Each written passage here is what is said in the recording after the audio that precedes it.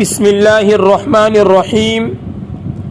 حالت احرام میں لونگ اور الائچی کی خوشبو والی چائے پینا کیسا ہے؟ محمد عامر راجستھان سے۔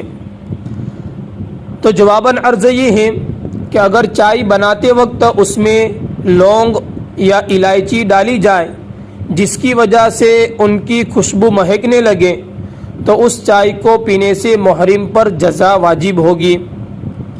اس کے متعلق ایک اور مسئلہ لکھا ہے کہ احرام کی حالت میں خوشبودار شربت پینا کیسا ہے، یعنی پھلوں کا رس جن میں کچھ نہ کچھ خوشبو ڈالی جاتی ہے شربت وغیرہ میں، تو احرام کی حالت میں ان مشروبات کا پینا کیسا ہے؟ تو جواباً عرض یہ ہے کہ ایسا شربت اور پھلوں کا رس جن میں خوشبو ڈالی گئی ہو احرام کی حالت میں نہیں پینی چاہیے۔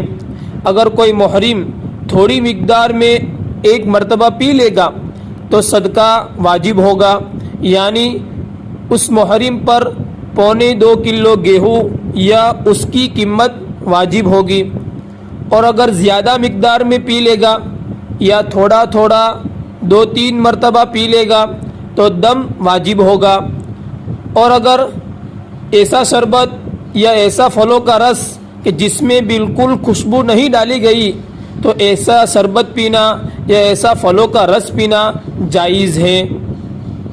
اس کے متعلق ایک اور مسئلہ لکھا ہے کہ حالت احرام میں پھلوں کو کھانے میں کوئی حرج نہیں ہے، جیسے سنترا ہے، آم ہے، سیب ہے وغیرہ وغیرہ، کیونکہ ان کی اپنی قدرتی خوشبو ہوتی ہے۔